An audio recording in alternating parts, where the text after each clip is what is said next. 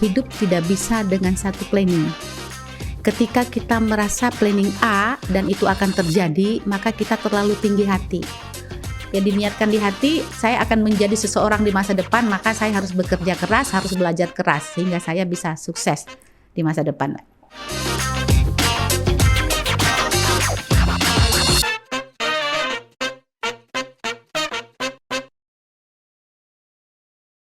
Hai, selamat datang di YouCast. Balik lagi bareng aku Yoli, dan di episode kali ini kita sudah bersama dengan seseorang cantik, tentu dia wanita karir, dan juga pendidikannya tinggi sekali. Nah, jadi kita hari ini langsung aja nih pengen ngobrol langsung sama Sekwan DPRD Provinsi Kepri yang satu-satunya perempuan pertama loh, luar biasa. Ada Bu Ika Hasilah. Halo Ibu, apa kabar? Halo, alhamdulillah sehat walafiat. Ya, Mbak Yoli. Ya, gimana tadi perjalanannya Bu Ika dari kantor ke sini, kantor ulasan di tengah kesibukan? Ya, perjanjiannya di jam berapa, ternyata bisa datang jam berapa. Bukan karena ngaret, tapi memang agak sedikit banyak pertemuan-pertemuan.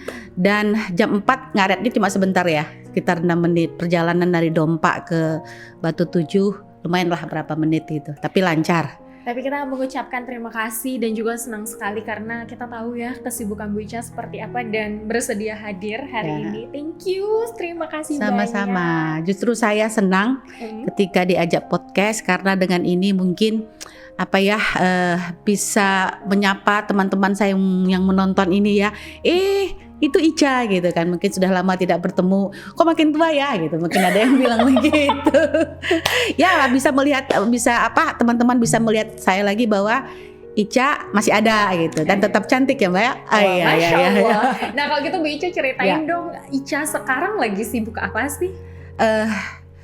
Lagi sibuk tentu saja sebagai orang yang bekerja, kesibukan di pekerjaan biasalah.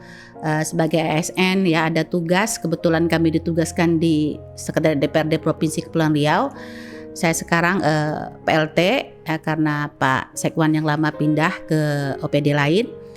Kemudian tentu juga sebagai seorang perempuan ada kewajiban lain di rumah tangga. Satu sebagai istri, itu memang jabatan yang sangat mulia itu ya. Sehebat apapun di luar, tapi jabatan sebagai istri dan sebagai seorang ibu di rumah itu juga menyita waktu. Jadi kebanyakan wanita karir mungkin dibalik ya, lebih banyak di kantor pagi, sore atau malam, kemudian di rumah setengah malam sampai ke pagi gitu. Nah, itu harus dibalas di hari weekendnya gitu Mbak Yoli. Ya, kesibukan begitu saja lah. Itu dia Bu Ica. Kenapa kita hari ini menghadirkan Bu Ica di YouCast? Karena kita pengen mendengar dari sisi seorang wanita karir yang aktif banget di kantor, tapi dia juga merupakan seorang ibu dan bahkan kabarnya juga mahasiswa S3 ya Bu Ica ya saat ini. Makanya luar biasa sekali. Nah, jadi kita pengen tahu Bu Ica, sebenarnya Bu Ica yang hari ini ada di titik sekarang gitu Bu Ica. Di masa kecilnya itu seperti apa sih? Bu Ica itu tumbuh di keluarga seperti apa? Ya, oke. Orang tua saya lahir dari dua orang tua ya, bapak dan ibu, dan kebetulan mereka adalah orang asli sini. Bapak saya asli Serasan, Natuna, ibu saya Midai, Natuna. Saya lahir di satu pulau yang terluar menurut saya, yang hanya 18 kilo keliling gitu. Jadi berapa jam bisa dikelilingi pulaunya di tengah laut. Namanya Pulau Midai ya, 54 tahun yang lalu. Kemudian bapak saya merantau ke Tanjung Pinang pada tahun 80-an dan kami semua ikut. Saya waktu itu masih di kelas 5. Saya bersekolah di SD 04 pertama kali saya datang ke Tanjung Pinang. Bapak saya adalah seorang politikus dari NU, pada waktu itu partai masih 3, ya P3. Dalam perjalanan karir beliau juga menjadi ketua partai P3. Sehingga saya memang sebenarnya lahir dari seorang politikus gitu. Dari kecil saya sudah melihat bagaimana bapak saya berkomunikasi dengan masyarakat dan saya menggantungkan cita-cita gitu ke depan bahwa saya harus menjadi juga seorang perempuan yang berbeda, artinya bisa berkarir. Sebenarnya dulu pengen di politik sih. Oh iya? Ya, tapi memang kemungkinan Allah telah mentakdir saya menjadi ASN dan itu harus kita syukuri. Saya pernah ikut dulu sebelum menjadi ASN itu 2004 pemilihan ketika provinsi pertama kali. Tapi belum maksimal dan belum retak tangan gitu menjadi politikus perempuan. Tapi apapun bisa berkarir. Nah, bapak saya itu lebih cenderung karena NU ya, cara pikir mungkin perpikiran tradisional bagi dia. Kalau perempuan itulah sekolah tinggi setinggi apapun tetap akan di dapur katanya. Oh, saya bilang benar. Waktu itu saya ingin pindah kuliah. Saya tidak diberikan izin kuliah di luar daripada Tanjung Pinang. Sementara pada tahun-tahun itu Tanjung Pinang kampus masih lancang kuning dan STIT gitu ya. Perempuan itu tidak perlu sekolah tinggi, tetap di dapur. Nah, saya debat. Sekolah tinggi di dapur dengan yang tidak bersekolah tinggi di dapur itu akan berbeda. Pemahaman gizi, ya bagaimana menyajikan hidangan dan kesehatan keluarga itu berbeda.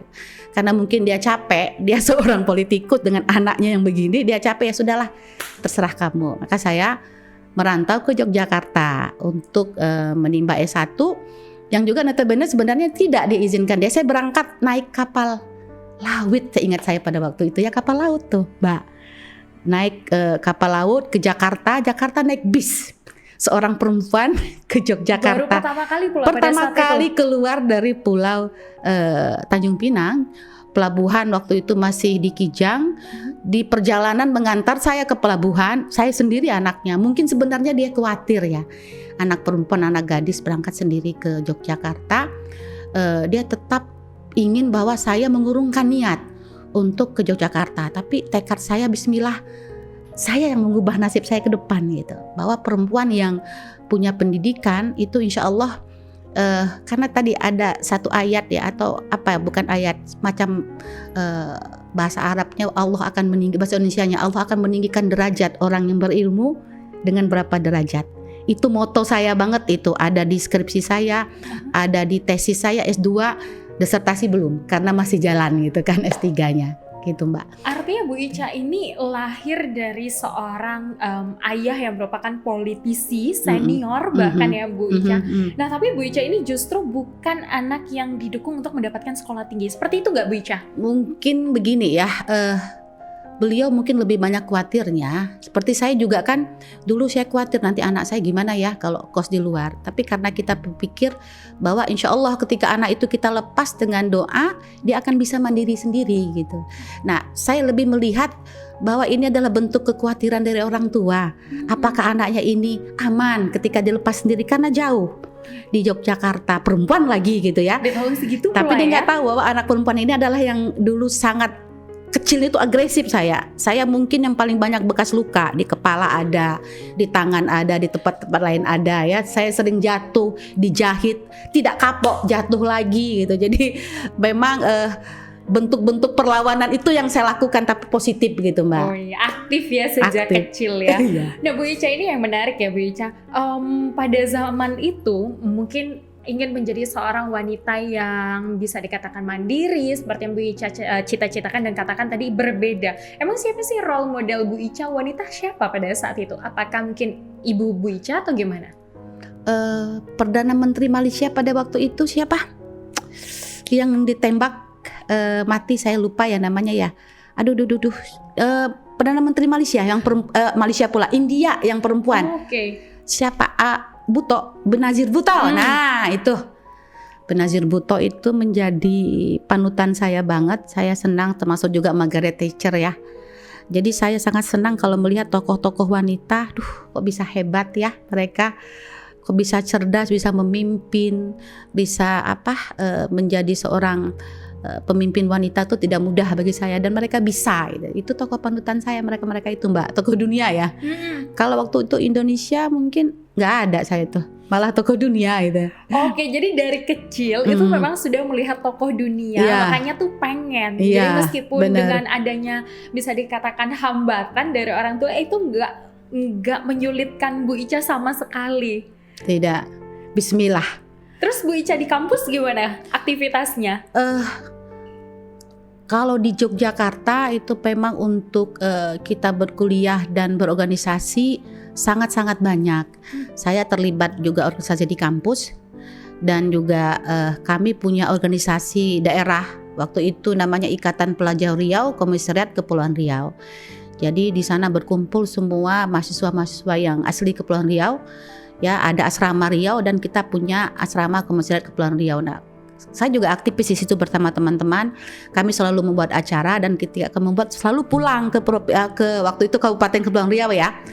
Untuk misalnya support anggaran gitu. Terus kita bikin berbagai kegiatan di sana. Di Yogyakarta ini karena tadi saya kurang disupport ya, kadang-kadang juga terlambat kiriman, dan kiriman itu kalau teman-teman misalnya dapat sekian, saya cuma sekian.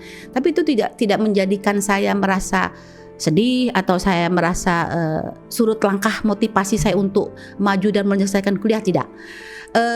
Saya justru bagaimana saya bisa menghasilkan uang untuk membeli buku ya, karena misalnya buku tidak terbeli, maka yang fotokopi halaman dibutuhkan saya fotokopi. Gitu, makanya saya mungkin mahasiswa yang sering nangkring di shopping dulu tempat buku di Yogyakarta itu. Bagaimana saya bisa mendapatkan halaman yang saya butuhkan gitu, selain meminjam di berbagai cek mungkin. Saya mungkin anggota perpustakaan di banyak perpustakaan di Yogyakarta pada waktu itu ya, selain kampus gitu. Karena di waktu senggang karena saya berhemat, saya tidak nongkrong di kafe atau di kantin. Paling saya di kantin hanya untuk makan siang, yang makan-makan yang sunat-sunat saja, yang wajib-wajib saja maksud saya ya, tidak lebih. Lebihnya saya lebih banyak di perpustakaan menunggu waktu kuliah berikutnya. Nah, saya bekerja dengan membuat skripsi orang. Waktu itu alhamdulillah kalau itu cepat selesai maka cepatlah saya dapat honor gitu, dapat uang dari itu. Lumayan kreatif. Bisa makan di McD saya setelah itu, Mbak. Kalau saya dapat uang dari itu bisa makan di McD, bisa beli buku gitulah, bisa beli hal-hal lain yang memang tidak tersupport dari kiriman orang tua. Wow, serius. Jadi semasa kuliah, keadaan Bu Ica saat itu untuk melakukan hal-hal yang bersifat menyenangkan itu harus berusaha sendiri. Iya, benar. Dan jadi joki skripsi. Saya ingat waktu itu kalau saya ada yang harus saya selesaikan cepat, saya akan mengetik itu sampai subuh. Pulang kuliah saya mengetik terus ya, paling makan terus sholat saya ngetik sampai subuh.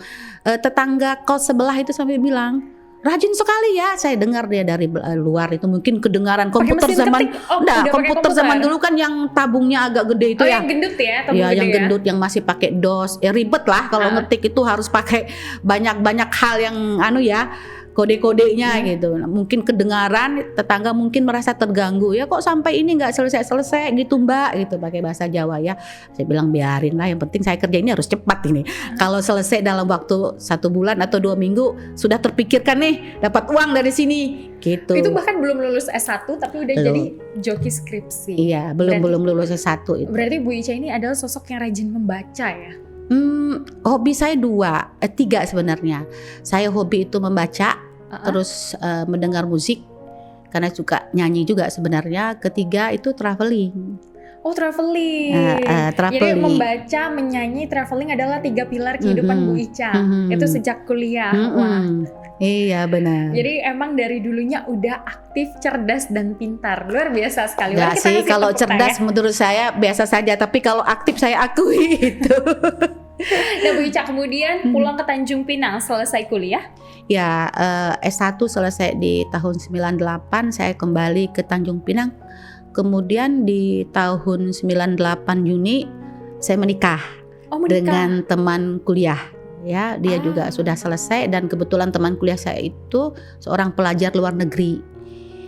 Ya, mahasiswa asing pada waktu itu, Thailand Selatan ya. Wow. Sesama muslim kita. 98 Juni menikah. Kemudian setelah melahirkan 99 kita kembali ke Yogyakarta kembali untuk melanjutkan S2. Waktu itu bersama almarhum suami, ya. Luar biasa. Iya. Nah Bu Ica, pekerjaan pertama Bu Ica pada saat itu apa? Setelah waktu S2 saya memang fokus karena ada punya anak juga ya, merawat anak di Yogyakarta, kemudian bantu menyelesaikan tesis suami. Kemudian almarhum suami selesai S2-nya, saya lagi tentu saya fokus di pendidikan. Waktu itu saya belum bekerja ya, karena sudah punya anak yang kecil. Tahun 93 saya harus wisuda di bulan Juli, tapi bulan Juni almarhum suami pertama berpulang, insiden tabrakan di tempat. Sehingga di tahun 2004 waktu itu sebenarnya belum pulih dari kehilangan itu gitu. Tapi ya saya beranikan diri menjadi caleg tadi. Dari P3, caleg perempuan waktu itu. Kalau boleh tahu tadi S2-nya ngambil jurusan apa? Saya S2-nya itu di Magister Administrasi Publik di UGM waktu itu. Wow, lulusan UGM, keren. Iya. Jadi pekerjaan pertama yang Bu Ica lakukan itu adalah mencalonkan diri sebagai caleg. Iya, waktu itu sebenarnya saya waktu itu ingin melamar menjadi dosen. Ingin melamar jadi dosen. Iya, tapi kenapa nggak jadi?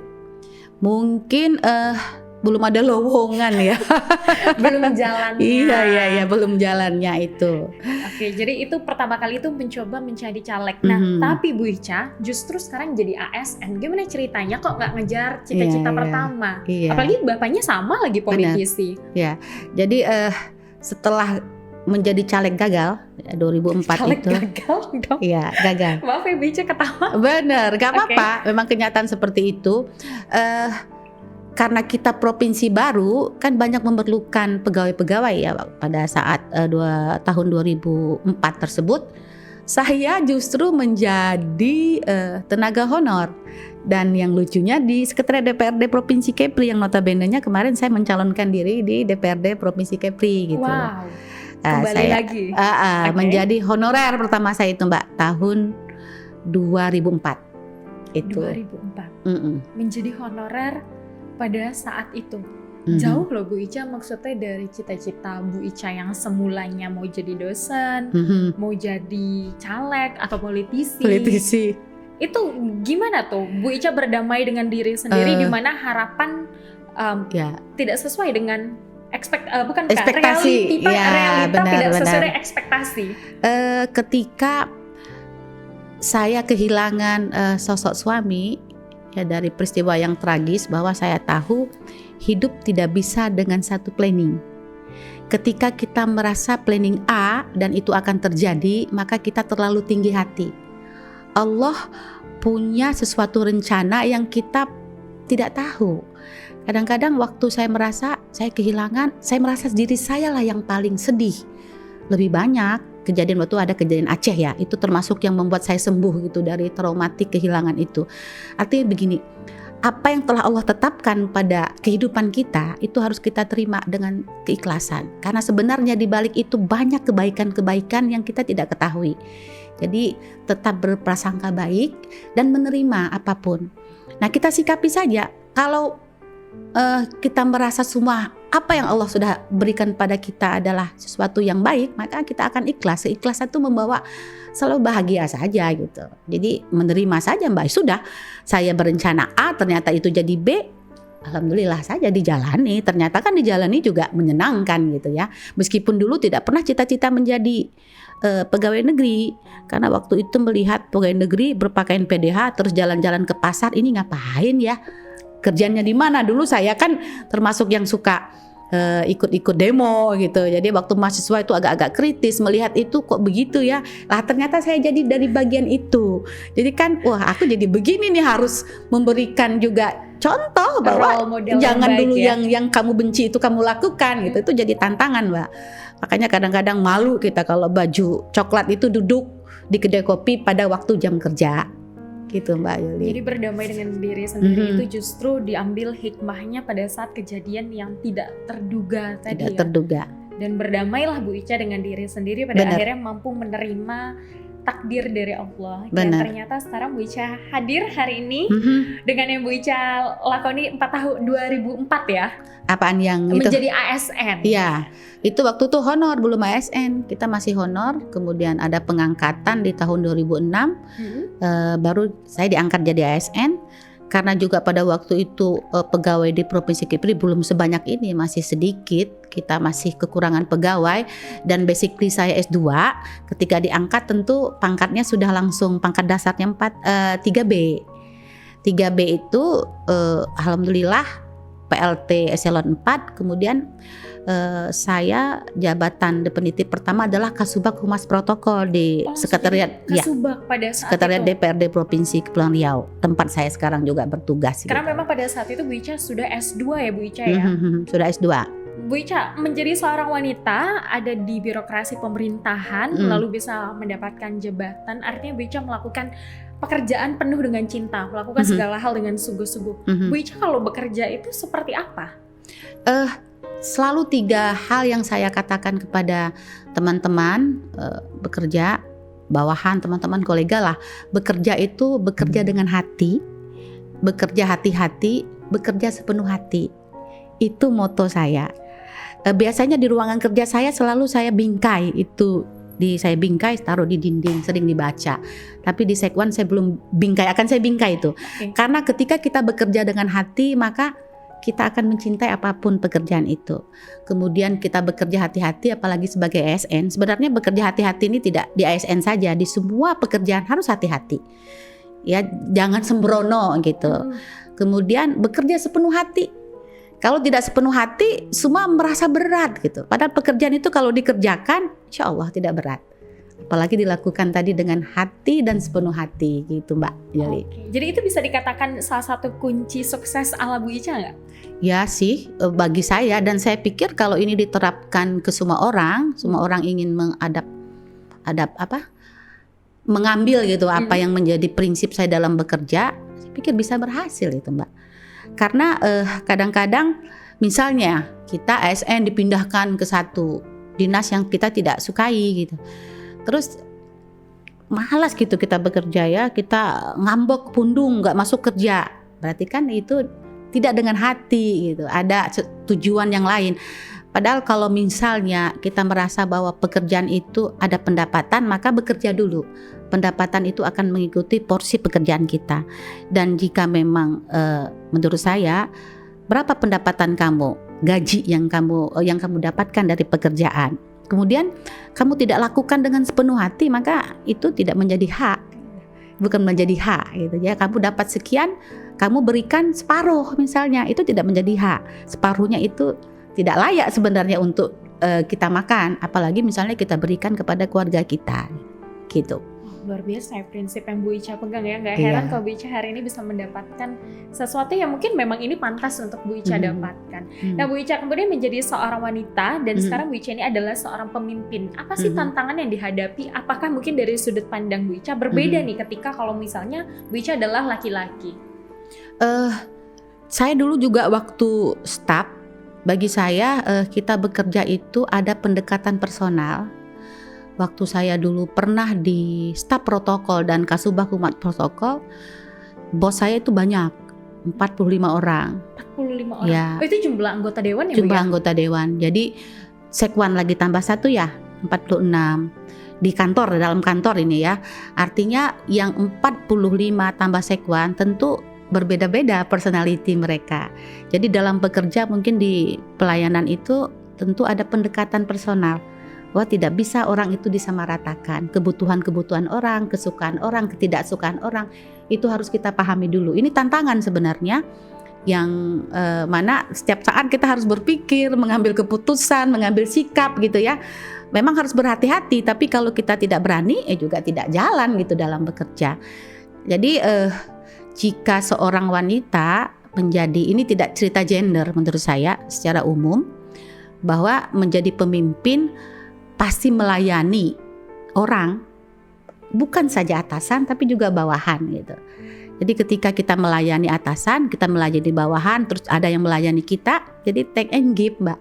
Bukan saja kita yang harus dilayani, tapi kita juga melayani, gitu prinsipnya. Kemudian tentu dengan problema yang tadi atasan ya, bawahan misalnya, saya itu pemimpin ini bawahan. Bawahan juga macam-macam kan isi kepalanya ya, berbeda karakter ya. Berbeda sikap gitu. Ada yang rajin banget, ada yang pintar banget, ada yang malas tapi sebenarnya tidak ada yang bodoh. Ya, yang membedakan itu mau dan tidak mau gitu. Nah, bagaimana mereka yang sudah mau itu tetap pada posisi selalu motivasi tinggi dalam bekerja. Mereka yang belum mau ini pelan-pelan kita ajak. oh kamu sebenarnya punya tanggung jawab di pekerjaan. Jadi intinya ada pendekatan personal lah tadi Mbak, dalam memimpin dan dalam kita bekerja tadi gitu. Tapi menjadi pemimpin wanita sulit nggak? Enggak juga. Kalau kita justru ketika kita bahkan ini gender nih, aku nih wanita nih, nanti pasti dianggap bahwa tidak mampu. Justru mungkin kan ada tuh Bu stereotip kayak gitu ya Bu Ica ya. Gimana Bu Ica menyelesaikan atau mungkin membantah bahwa stereotip wanita itu dianggap lemah, dianggap tidak mampu, itu terbantah semuanya. Seperti apa? Kita buktikan saja bahwa dengan kita sebagai seorang wanita, kita juga bisa bekerja seperti pria. Jadi tidak ada tadi stereotip bahwa wanita nih terbatas nih, misalnya dia tidak bisa nongkrong malam gitu ya. Kan karena ada anak dan suami di rumah gitu, harus kembali di rumah. Enggak, itu akan terbantahkan ketika kita bisa membuktikan kepada orang bahwa kita bisa bekerja. Itu saja, dengan pembuktian sih menurut saya. Dan kebetulan saya punya seorang suami yang sangat mendukung karir gitu. Beliau tempat saya berdiskusi, bercerita hal-hal yang kira-kira apa gitu solusi yang saya butuhkan. Tetapi dengan catatan hal pekerjaan di kantor tidak saya sharing ya, karena ada hal-hal yang tidak boleh di-sharing dengan pasangan gitu Mbak. Pekerjaan kantor ya pekerjaan kantor, tapi secara umum suami sangat mendukung gitu karir. Jadi bisa jadi teman diskusi, teman berdebat, dan dia bisa memberikan masukan-masukan gitu terkait karir saya. Tapi gitu. Bu Ica, bagaimana menjaga keseimbangan kehidupan pribadi dan juga kehidupan kantor dengan padatnya jadwal? Karena kan Bu Ica di sini adalah seorang pimpinan ya Bu Ica, dan juga adalah seorang ibu. Seperti apa Bu Ica membagi waktu? Ya, kadang waktu itu kalau saya lebih lihat kepada kualitas. Ya bukan kuantitas. Kalau kuantitas kan tentu bertemu dengan anak, dengan suami setiap saat. Tetapi tidak berkualitas ketika ya anak tidak kita sapa, anak tidak kita ada waktu bersama dia gitu. Jadi di sela-sela itu tentu ada weekend ya, ada waktu malam, atau ada waktu ketika dia tidak bersekolah, dia ikut saya. Ketika kecil, kalau udah gede kan nggak mau lagi ya. Udah punya dunia sendiri ya Bu Ica? Iya, dulu anak saya yang pertama yang sekarang sudah selesai studinya juga saya lama dulu sendiri Mbak. Waktu suami pertama meninggal dunia itu 7 tahun saya sendiri. Yang ini dari kecil ikut saya gitu. Ketika nggak sekolah ikut saya ke kantor, dia melihat bundanya bekerja. Di situ saya memberikan pemahaman bahwa bunda bekerja nak. Kamu harus paham inilah pekerjaan bunda. Dan kita bangkitkan rasa bangga dia bahwa bundanya ini bekerja untuk dia, untuk masa depan dia. Persoalan-persoalan yang dihadapi justru dia tidak pernah didiamkan, artinya dia selalu berterus terang dengan bundanya. Dia bercerita sehingga saya tahu apa sih anak ini sedang menghadapi masalah apa, anak ini sedang apa gitu, atau ketika dia menunjukkan gelagat apa dia ngapain. Kedekatan hubungan emosional tadi pada kualitas komunikasi antara saya dan anak dan saya dan suami gitu Mbak. Oke, jadi bukan tentang seberapa banyak waktu antara Bu Ica dan keluarga, tapi tentang kualitas ya. Betul. Kualitas dan komunikasi adalah kunci utama. Betul. Nah Bu Ica, ini yang menarik itu adalah hari ini suami Bu Ica itu sangat-sangat mendukung pasangan. Dan tadi juga ada ya, hadir juga loh ikut ke sini. Nah, itu kan artinya Bu Ica dengan pasangan itu sangat didukung ya karirnya Bu Ica. Nah, kemudian seperti apa Bu Ica? Karena kan beberapa wanita hari ini ada yang tidak didukung oleh pasangannya untuk bekerja karena mungkin ada bisa dikatakan ego Bu Ica. Nah, kemudian seperti apa nih Bu Ica bisa menjelaskan ke pasangan bahwa meskipun aku dengan apa yang hari ini aku jalani itu aku tetap istri kamu, aku tetap bisa memposisikan diri. Kalau Bu Ica seperti apa? Waktu kita akan menikah dia sudah paham dengan posisi saya gitu, bahwa saya adalah wanita pekerja.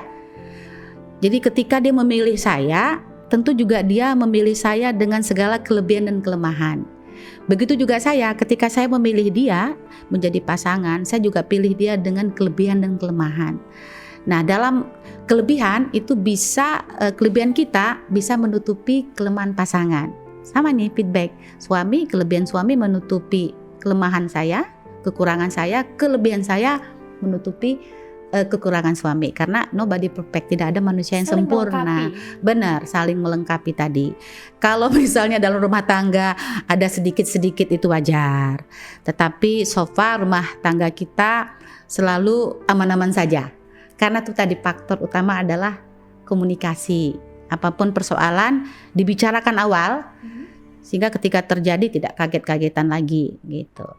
Oke, komunikasi Bu Ica sama pasangan tuh boleh tahu gimana sih? Saya Apakah kebetulan rajin? lebih banyak LDR ya saya. serius? LDR? Iya, LDRan ya. Beliau ada di Bandung, lebih banyak di sana karena pekerjaan ada di sana. Tapi itu tadi sih, dengan teknologi sekarang, dulu aja misalnya bisa, apalagi sekarang kan bisa video call setiap saat ya, bisa bertelepon satu keluarga dengan satu komunikasi gitu, nggak ada hambatan sih sebenarnya. Dan sebenarnya ya kalau LDR itu ketika ketemu kan semakin istimewa kan? Karena waktunya Sweet. tadi ya, jadi Siap. semakin berkualitas. Tapi Bu Ica dengan LDR tadi Bu Ica, ada nggak sih kekhawatiran tertentu gitu Bu Ica? Saya selalu positive thinking saja kepada suami, bahwa saya memberikan kepercayaan, begitu juga dia memberikan kepercayaan. Tentu kalau kita dalam bekerja itu lawan jenis biasa ya, dalam pekerjaan ada teman laki-laki, ada teman perempuan. Tapi tadi kepercayaan saya kepada beliau dan kepercayaan beliau kepada saya itu membuat kita paham di mana posisi kita bersikap dengan teman-teman di lingkungan pekerjaan. Jadi saya bukan tipikal istri yang harus memeriksa HP suami gitu, atau menginterogasi atau cenderung bagaimana posisi, tidak. Menurut saya kalau misal pasangan kita ingin berkhianat, seperti apapun proteksi kita ya tetap saja berkhianat. Jadi serahkan sajalah kepada yang di atas. Ketika jodohnya sudah tidak sampai lagi, ya sudah selesai. Kan tadi Mbak saya bilang, saya sudah selalu mengatakan Allah itu punya kehendak-kehendak yang kadang-kadang kita tidak pahami apa ke depan. Ini kehilangan-kehilangan mengajarkan saya harus begitu gitu. Memang ikhlas itu gampang diucapkan, sangat sulit kita jalani. Tetapi minimal kita sudah paham, hidup pada akhirnya kita harus pergi sampai waktunya. Kapan aja kita nggak tahu. Kita bisa pergi duluan, pasangan bisa pergi duluan. So seandainya dia pergi duluan dengan pergi yang hidup, artinya ya dia bersama orang lain, ya mungkin sudah juga sampai waktu kita bersama dia gitu. Allah berkehendak baik gitu semuanya Mbak. Jadi Bu Ica ini selalu berpikiran positif. Nah itu dia, positive thinking. Positive thinking itu adalah kunci. Nah kemudian Bener. ini sekarang S3-nya udah di mana nih Bu Ica? Aduh, seharusnya saya sudah selesai. Beberapa teman angkatan saya itu, saya angkatan 27 di Doktor Ilmu Sosial Unpas. Promotor saya selalu ya WA, bagaimana Bu? Bagaimana gitu ya. Saya seharusnya sudah penelitian sekarang. Ketika penelitian itu masih ada tenggat waktu sih Mbak, masih bulan September saya harus menyelesaikan penelitian, kemudian ujian hasil penelitian tertutup dan ujian terbuka itu selesai. Target saya mudah-mudahan di akhir tahun ini semua sidang-sidang yang harus saya ikuti itu sudah selesai sampai sidang terbuka. Kemudian di tahun depan bisa wisuda. Doakan ya. Semangat ya. Amin, semoga kuliah lancar. Tapi Bu Ica aku penasaran, Yuli penasaran nih. Kenapa sih Bu Ica sekolahnya tuh semangat banget gitu? Iya, banyak apa orang sih bilang yang sebenarnya Bu Ica kejar itu tuh? Bener ya. Kan teman-teman saya bilang ngapain sih udah tua-tua kuliah gitu ya. Apalagi ambil S3, pusing gitu. Benar, saya akui. Tapi itu tantangan banget loh. Saya senang ketika mendapat ilmu baru. Dosen-dosen S3 itu kan keren-keren ya. Para profesor yang notabene mereka punya ilmu, punya pengalaman yang sangat-sangat banyak gitu. Dan itu di-sharing ke kita ketika kuliah. Dan ketika kuliah kan banyak tantangan tuh, membuat tugas gitu, membuat presentasi. Itu juga saya senang saja gitu Mbak. Saya nggak tahu, saya senang saja. Dan kalau ada diklat yang memerlukan waktu seminggu 2 minggu, saya sangat senang. Tapi waktunya untuk diklat itu kan udah nggak ada ya. Kalau diklat atau bintek itu kan sekolah lagi kita tuh, kita merepres. Ya? Ternyata benar. Kalau kita misal ikut diklat atau kita apa, ternyata ada lagi hal-hal baru, ilmu baru yang kita tidak tahu gitu. Itu kita dapat di situ. Nah tapi dengan Bu Ica yang sampai S3 gini, ada yang dikejar atau emang seneng aja gitu? Atau pengen tetap melanjutkan diri menjadi dosen nih Bu Ica kalau udah nggak jadi ASN lagi? Seperti dulu saya pernah katakan kepada Bapak bahwa saya akan tetap meningkatkan kualitas saya dengan bersekolah setinggi mungkin yang saya inginkan. Saya ingin buktikan bahwa orang Mida itu, orang Natuna itu, dia juga bisa bersekolah tinggi. Kan ini tergantung kemauan ya. Dosen itu cita-cita dari dulu, pengen jadi guru dulu itu, belum kesampaian. Satu waktu kalau nanti ilmu S3 ini bisa saya manfaatkan untuk mengajar di Provinsi Kepri di mana sajalah. Di Tanjung Pinang, di Batam, atau nanti saya balik kampung saya Natuna sana di mana saja. Saya ingin, karena bagi saya seorang guru itu mulia. Itu adalah amal yang diajarkan dan itu tabungan akhirat gitu. Kan orang lupa bahwa apa yang kita bawa pulang ketika kita pulang ke Allah, kita kembali itu yang dibawa kan ada 3. Salah satunya adalah ilmu yang diajarkan. Jadi amal jariah. Bener banget. Dan tabungan itu tidak kelihatan saldonya berapa gitu. Nah saya ingin nanti kalau seandainya sudah pensiun, saya dapat menjadi seperti yang saya inginkan gitu. Mudah-mudahan panjang umur aja Mbak Yoli. Benar. Nah kemudian Bu ini kan cukup menarik ya, dan semoga bisa menginspirasi teman-teman khususnya perempuan seperti Yoli ini Bu.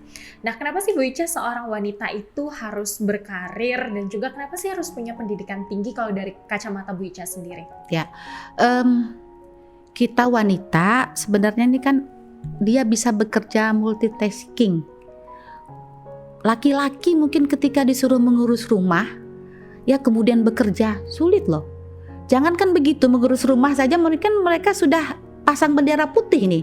Tidak banyak pria yang bisa mengurus dari A sampai hulu sampai hilir. Rumah tangga itu aja sudah complicated ya masalahnya. Nah, perempuan kenapa harus punya ilmu?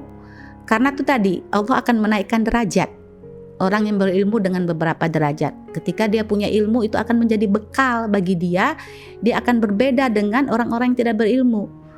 Allah akan naikkan derajat dia, dan ini sudah saya buktikan gitu. Dan ketika nanti satu hari pasangan kita pergi, ini kan kalau ibu rumah tangga mungkin dia berpikir, oh ada pasangan, dah kok pasangan semua menyiapkan pakai uang jajan, rumah segala macam. Tapi ketika satu hari suami pergi, masih punya nih tanggungan anak-anak, tentu menjadi tanggung jawab dia. Kalau perempuan itu sudah bekerja, maka dia sudah siap untuk melanjutkan kehidupan dia bersama anak-anaknya karena dia sudah punya pekerjaan.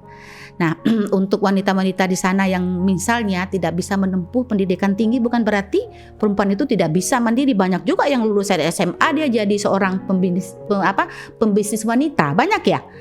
Nah, itu kenapa? Karena dia ingin berbeda dari yang lain. Dia tidak punya kesempatan lagi untuk bersekolah tinggi. Tetapi dia juga bisa menjadi seorang wanita yang hebat. Karena tadi dia punya kemauan. Dia telah menyiapkan bahwa dia berbeda dari wanita-wanita yang lain. Semakin banyak wanita yang punya prinsip seperti ini, maka akan semakin hebat wanita Indonesia itu, Mbak. Terutama wanita-wanita yang dari kampung seperti saya ini gitu, dari pulau loh Mbak. Susah kalau ke sana, kalau angin gelombangnya tinggi nggak bisa kapal itu merapat ke pelabuhan gitu loh.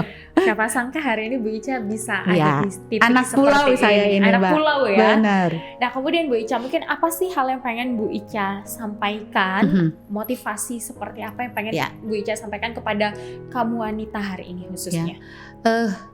Wanita sama seperti pria sebenarnya, hanya memang Allah sudah mengatakan bahwa wanita itu tetap sebagai istri yang banyak beberapa keterbatasan ya. Dalam hal sembahyang saja dia boleh di rumah saja gitu kan. Laki-laki harus ke masjid misalnya, itu sudah mengatakan bahwa memang wanita harus berhati-hati karena setiap langkahnya mungkin akan banyak fitnah seorang wanita beristri. Jadi wanita meskipun dengan segala keterbatasan yang ada, tetap bisa eksis kalau tadi dia ingin menjadi yang berbeda dari yang lain. Ilmu, pengalaman itu setiap hari harus ditingkatkan. Dan untuk meningkatkan ilmu bagi saya, wanita di luar sana tidak perlu juga harus bersekolah tinggi, misalnya mengambil S3, tapi bisa dengan membaca. membaca sekarang kan tidak harus membeli buku ya, ada juga perpustakaan digital gitu. Dan wanita juga di rumah setelah mengerjakan semua pekerjaan dia tadi, saya sarankan lagi-lagi ya membaca. Karena dari awal juga sudah Iqra ya kita orang Islam ini. Jadi membaca itu selalu menambah bagaimana wawasan, cara berpikir kita, dan itu menjadi berbeda. Jadi kalau ingin berbeda dari yang lain, maka itu banyak membaca, banyak menambah ilmu. Gitu Mbak Yoli. Jadi meskipun dengan keterbatasan harus bisa pandai-pandai ya Bu Ica ya, begitu. Nah kemudian Bu Ica masih ada yang mau disampaikan mungkin untuk kaum generasi muda? Closing statement dari Bu Ica silahkan. Iya. Untuk generasi muda terutama wanita ini ya, sekarang tantangan menjadi wanita karir itu semakin sulit ke depannya. Karena apa? Jumlah pekerjaan dengan tenaga kerja itu berbeda ya. Tapi itu tadi tidak harus menjadi seorang ASN misalnya. Nih Mbak Yuli juga nih. Mbak Yuli kan menjalani pekerjaannya dengan penuh dengan cinta. Tadi dengan hati. Ya? Benar ya, dengan hati. Maka tuh wajahnya cerah, bahagia, insya Allah rezekinya mengalir. Jadi apapun peluang kerja yang ada, ayo tangkap, baik itu di pemerintahan, di swasta maupun bekerja sendiri. Artinya untuk generasi muda terutama wanita akan tetap bisa menjadi wanita hebat ketika memang dari awal bahwa saya harus bertanggung jawab dengan diri saya, karena masa depan itu bukan karena orang tua, bukan karena siapa-siapa, tapi karena diri saya yang akan menjadi apa. Itu memang sudah harus disetting dari awal. Tapi ketika merasakan sudahlah gampang nanti, atau sudahlah orang tuaku kaya, itu bisa tidak boleh begitu gitu. Tetap dari awal diniatkan. Ya diniatkan di hati, saya akan menjadi seseorang di masa depan, maka saya harus bekerja keras, harus belajar keras sehingga saya bisa sukses di masa depan. Oke, terima kasih banyak Bu Ica atas sharing-sharing ceritanya. Semoga cerita kita hari ini bisa menjadi inspirasi ya buat penonton YouCast. Ya. Dan itu tadi teman-teman sharing session kita bersama Bu Ica Sekwan DPRD Provinsi Kepri. Dan semoga kisah Bu Ica lebih tepatnya menginspirasi teman-teman dan jadi informasi bermanfaat. See you.